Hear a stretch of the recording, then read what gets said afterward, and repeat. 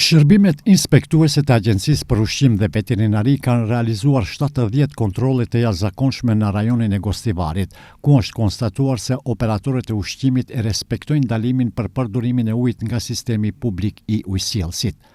Njëkohësisht, inspektorët kanë evidentuar dhe paregullsi të tjera për të cilat janë shqiptuar 30 gjoba në vlerë totale prej 7.750 euro në kundërvlerë me denar. Kontrollet përfshin markete, kafene, pizzeri, furabuke, ëmbëltore, lokale sanduiqesh, qebaptore, prodhues dhe paketues të frutave e perimeve, si dhe operator të tjerë të ushqimit. Nga Agjencia për Ushqim dhe Veterinari njoftojnë se te asnjë nga subjektet e kontrolluara nuk janë konstatuar shkelje të ndalimit për përdorimin e ujit nga ujësjellësi i Gostivarit. Për përgatitjen dhe shërbimin e ushqimit, si dhe për larjen e enëve, sipërfaqeve të punës dhe pajisjeve, është përdorur ujë i ambalazhuar ose ujë tjetër i sigurt, ndërsa në objektet hotelerike mysafiret janë shërbyer me gota dhe mjete plastike ose prej letre.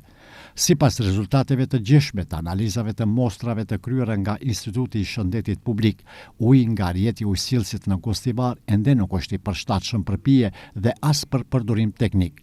Qytetarëve u bëhet thirrje të respektojnë me përpikmëri rekomandimet e institucioneve kompetente dhe deri në njoftimin e radhës të mos e përdorin ujin nga rjeti i ujësjellësit. Kryeministri Hristian Mickoski deklaroi sot në Kavadar se pret që deri në fund të kësaj jave Gostivari të ketë ujë teknikisht të rregullt, ndërsa në fund të javës së ardhshme ai të jetë i sigurt edhe për pije. Ndryshe, gjatë ditëve të fundit për krizën shëndetësore në Gostivar kanë raportuar të paktën 30 media nga Franca, Italia, Rusia, Gjermania, Austria, Zvicra, Shqipëria, Malta, Kroacia, Serbia, Bullgaria, Turqia, Ukraina, Azerbajxhani, Malajzia, Katari dhe vende tjera, duke e bërë ngjarjen e Gostivarit lajm botror.